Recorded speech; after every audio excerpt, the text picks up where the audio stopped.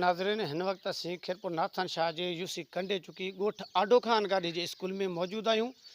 जंहिं स्कूल के 5-6 महीननि खां वठी तालो लॻल आहे। हितों जा जेके मासूम ॿारड़ा आहिनि उहे तालीम जहिड़े ज़ेवर खां महरूम आहिनि। अचो त वधी ॻोठाणनि खां पुछूं त हीउ स्कूल छाजे करे बंदि आहे। इहो असांजा ॿार जेके रुलंदा था वतन, असां स्कूल बंदि आहे, स्कूल खे तालो आहे। महिरबानी करे उस्तादनि खे ॾियो त असां स्कूल खोले असांजो तालीम ॿार फिराइनि। 5-6 महीनो आहे स्कूल बंदि आहे। उस्ताद ईंदा हुआ, हाणे उस्ताद कोन था अचनि, ॿियनि बदिली करे छॾियूं। अलाए छा स्कूल बंदि आहे। ॿार असांजा बेरोज़गार तालीम खां बेरूम लॻा पिया आहिनि, वेठा आहिनि हिते बंदियुनि में कमुकारु कंदा। असां हर माण्हू वञूं काॾे, वॾेरनि जी हिते लॻे पिया वॾेरा पार्टी बाज़ी आहे, जॾहिं वञी कनि वॾेरा।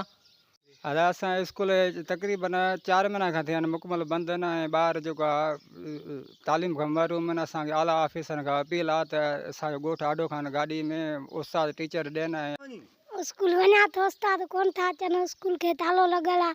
उस्ताद अचनि त असां पढ़ूं, ॾाढो शौक़ु आहे। कहाँ से पढ़ी पुट? टियों थो पढ़ा। स्कूल बंदि आहे, 5-6 महीना थिया अथसि के पढ़ण जो ॾाढो शौक़ु आहे। मस्तु असांखे वठिजो पढ़ंदो।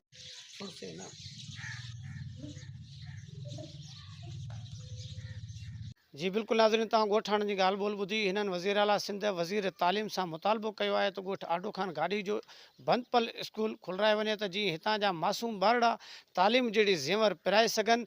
कैमरामैन टीम सां गॾु अमन सिंधी।